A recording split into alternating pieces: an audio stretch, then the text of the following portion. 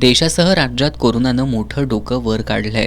महाराष्ट्रातील कोरोनाच्या सक्रिय रुग्णांची संख्या आता 383 वर पोहोचली आहे। कोरोनामुळे राज्यातील 4 जणांचा मृत्यू झालाय। कोरोनाच्या वाढत्या रुग्णसंख्येनंतर राज्यातील आरोग्य विभाग सतर्क झालाय। कोरोनाची लक्षणं आढळल्यास नागरिकांनी घाबरून न जाता तात्काळ उपचार घ्यावेत असं आवाहन आरोग्यमंत्री प्रकाश आंबेडकर यांनी कोल्हापुरात माध्यमांशी बोलताना केलंय। राज्याचा आरोग्य विभाग हा केंद्राच्या आरोग्य विभागाशी सातत्यानं संपर्कात असल्याचं त्यांनी सांगितलं।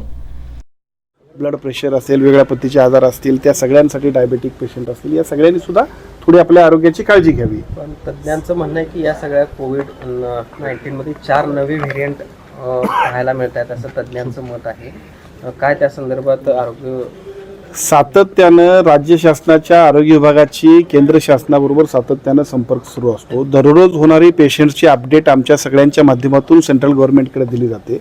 यापूर्वी सुद्धा 8 दिवसांपूर्वी एक बैठक झाली की ज्या बैठकीमध्ये सेंट्रल गव्हर्नमेंटनं सांगितलं की सौम्य लक्षणं आहेत, त्यामुळे पहिल्यांदा आपण लोकांना पॅनिक करू देऊ नका, लोकांना अतिशय निवांतपणाने त्यांचं काम करू द्या, ही सूचना सेंट्रल गव्हर्नमेंटनं आम्हालाही दिली। आणि माझी विनंती आपल्या माध्यमातून सगळ्या नागरिकांना आहे की पॅनिक व्हायची अजिबात गरज नाही, फक्त आपल्या आरोग्याची काळजी घ्या, आपल्या डॉक्टरांचा सल्ला घेऊन आपण योग्य त्या पद्धतीनं आरोग्यपूर्ण अशा पद्धतीचं आपलं कामकाज करा।